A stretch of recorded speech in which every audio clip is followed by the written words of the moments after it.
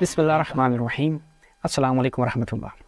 नाज़रीन, हम आज के इस प्रोग्राम में जो आयाम फ़ातिमिया की मुनासबत से एक सिलसिला चल रहा है, कुछ सवालात लेकर आपकी खिदमत में हाज़िर हुए हैं। ये सवालात हमारे उन मुखालिफिन तशय्यो से हैं कि जो तशय्यो के ऊपर एतराज़ात करते हैं और मुख्तलिफ़ शुबहात ईजाद करने की कोशिश करते हैं। हम चाहेंगे कि अब आप आएँ और हमारे इन सवालात के जवाबात दें। ये जो हमारे सवालात हैं, ये मुख्तलिफ़ वीडियोज़ में एक सिलसिलावार इंशाअल्लाह हम आपकी खिदमत में पेश करेंगे। हमारी आज की इस वीडियो में फ़कत 2 सवाल हैं जो हम इन मुखालिफिन तशय्यो से करना चाहेंगे। पहला सवाल ये है कि आपकी कुरान मजीद के बाद सबसे सही तरीन किताब कौन सी है जी? सही बुखारी। जब हम सही बुखारी में जाते हैं तो वहाँ पर ये हमें रिवायत देखने को मिलती है। रिवायत अपने स्क्रीन पर मुलाहिज़ा फरमाएँ। किताबुल ईमान वमन इद्दआ मा लैसा लहू फलैसा मिन्ना, कि अगर कोई शख्स किसी ऐसी चीज़ का दावा करे मा लैसा लहू, जो उसकी ना हो, फलैसा मिन्ना, रसूलुल्लाह ने फरमाया वो हम में से नहीं है। वल यतबव्वअ मक़अदहू मिनन नार, उसका ठिकाना आतिशे जहन्नुम है, वो जहन्नुम में जाएगा। अब जब हम कह रहे हैं कि कोई शख्स किसी ऐसी चीज़ का दावा करे जो उसकी ना हो, अब वो चीज़ किस नौइयत की हो, अगर हम अपनी तरफ से कोई बात करेंगे तो कहा जाएगा कि बाबा हमारी शुरुआत हैं, हमारे उलमा ने शुरुआत लिखी हैं, आप उसकी तरफ रुजू क्यों नहीं करते? चलें जी, हम रुजू करते हैं। ये मुलाहिज़ा फरमाएँ अहकामुल अहकाम शरह उम्दतुल अहकाम अल्लामा तकीउद्दीन की। जब हम इसमें जाते हैं तो ये अहले सुन्नत के अल्लामा साहब वो कहते हैं कि ये जो रसूलुल्लाह ने फरमाया मन इद्दआ मा लैसा लहू, इसमें तमाम जो बातिल दावे हैं वो आ जाते हैं। वमिनहा, उनमें से जो बातिल दावे हैं उनमें से एक दावा ये है कि दअवल माल बग़ैर हक़्क़िन, कोई किसी माल का दावा करे जो उसका हक़ ना हो। कोई आकर के ये माल मेरा है जबकि हकीकत में वो उसका हक़ ना हो और आके फ़क़त दावा कर दे, तो ऐसा शख्स रसूलुल्लाह की हदीस के मुताबिक जहन्नम में जाएगा। चलें जी, मान लिया। दीगर शुरुआत भी हैं, फ़कत हम इसी एक पर इक्तफ़ा करते हैं। क़ारिईन जो है फ़थुल मुनइम की तरफ रुजू कर सकते हैं और हमारे नाज़रीन जो इमाम नववी हैं उनकी जो शरह है उसकी तरफ भी आप रुजू कर सकते हैं। हम फ़कत इस एक पे इक्तफ़ा करते हैं। इसके बाद हम देखते हैं कि इसी सही बुखारी में एक मुसल्लम हकीकत के जिसको तमाम उलमाए अहले सुन्नत मुहद्दिसीन ने कबूल किया है कि हज़रत ज़हरा खलीफा अव्वल के पास गई, हज़रत अबू बकर के पास गई और उनसे फ़दक का और खुम्स से जो उनको सहम मिलता था उसका तकाज़ा किया, जिस पर हज़रत अबू बकर ने मना कर दिया। हमारा सवाल अब इन मुखालिफिन तशय्यो से ये है, मैं साथ ये वज़ाहत कर दूं कि हमारे इन सवालात का मकसद किसी की तौहीन करना नहीं है, किसी को अज़ियत पहुंचाना नहीं है, बल्कि ये वो सवालात हैं जो हम शियों के जहन में हैं और हम चाहेंगे कि आप आएँ इल्मी तरीके से इनके जवाबात दें, जैसे कि हम आपके सामने ये सवालात रख रहे हैं। तो अब हज़रत ज़हरा गई और ऐसे माल का दावा किया। अगर हम कहें वो ऐसा माल हज़रत ज़हरा का हक़ था और खलीफा अव्वल ने नहीं दिया, तो इस हदीस का, कौन सी हदीस जो हमने अभी आपके सामने पेश की, कि अगर कोई शख्स ऐसे माल का दावा करे जो उसका ना हो तो फलैसा मिन्ना, तो अगर वो माल हज़रत ज़हरा का था और हज़रत अबू बकर ने नहीं दिया तो इस हदीस का मिज़ाक करार पाएंगे।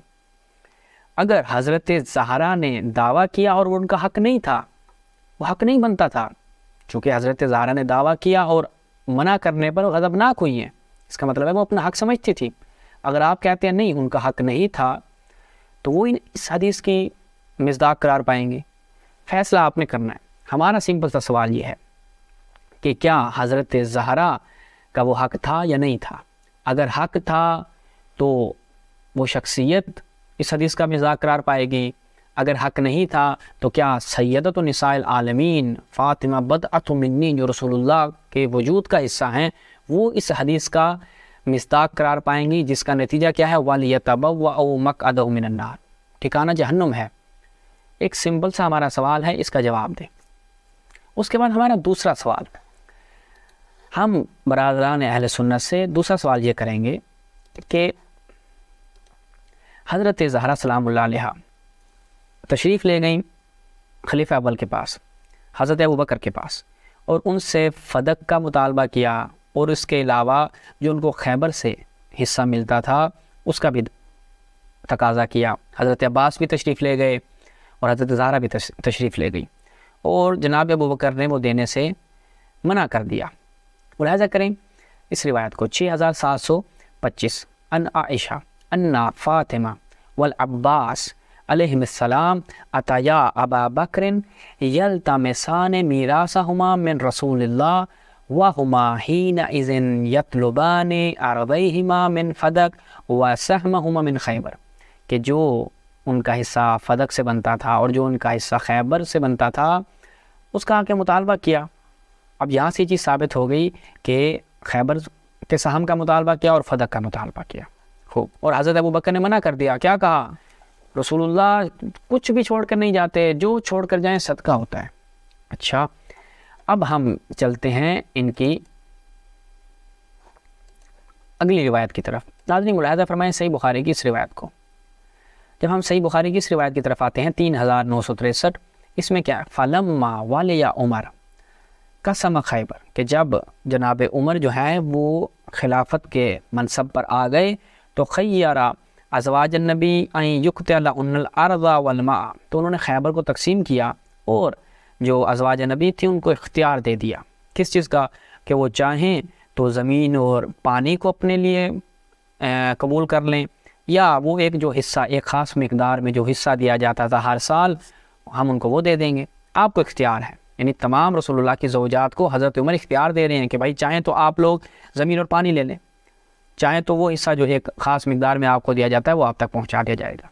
اب ان میں اختلاف ہو گیا، کسی نے پانی اور زمین کو لے لیا، کسی نے اس حصے کو لے لیا، لیکن فقانت عائشہ و حفصہ، جناب عائشہ اور حفصہ نے ممن اختارت الارض والماء، ان دونوں نے کس چیز کو اختیار کیا؟ ارض اور ماء کو، یعنی پانی اور زمین کو اختیار کیا۔ اب ہمارا تمام برادران اہل سنت سے یہ سوال ہے کہ حضرت زہرا نے جب اس خیبر سے حصہ مانگا تو جناب ابو بکر نے کہا سب صدقہ ہے اور نہ دیا، حضرت عباس نے مانگا نہ دیا، لیکن جب جناب عمر کی خلافت آتی ہے تو وہ ان کو دے دیا۔ تو اس تناقض کا اہل سنت کیا جواب دیں گے کہ جب وہ صدقہ تھا اور حضرت زہرا کا حق نہیں تھا تو ان ازواج مطہرات کا حق کیسے بن گیا؟ تو وہ صدقہ ایک دم سے صدقے میں سے نکل کر ان کا حق کیسے بن گیا؟ حضرت زہرا کا تو حق نہ تھا، ان کو نہ دیا گیا، لیکن ازواج مطہرات کو دیا جا رہا ہے۔ تو اس تناقض کا حضرت ابو بکر کے عمل کا یا حضرت عمر کے عمل کا، کس کا عمل درست تھا کس کا عمل درست نہیں تھا؟ جو یہ تناقض ہے، یہ جو ٹکراؤ ہے، جو یہ تضاد ہے، اس تضاد کا یہ اہل سنت ہمارے برادران کیا جواب دیتے ہیں؟ ہم انتظار کریں گے آپ کے اس جواب کا۔ والسلام علیکم ورحمۃ اللہ، یا علی مدد۔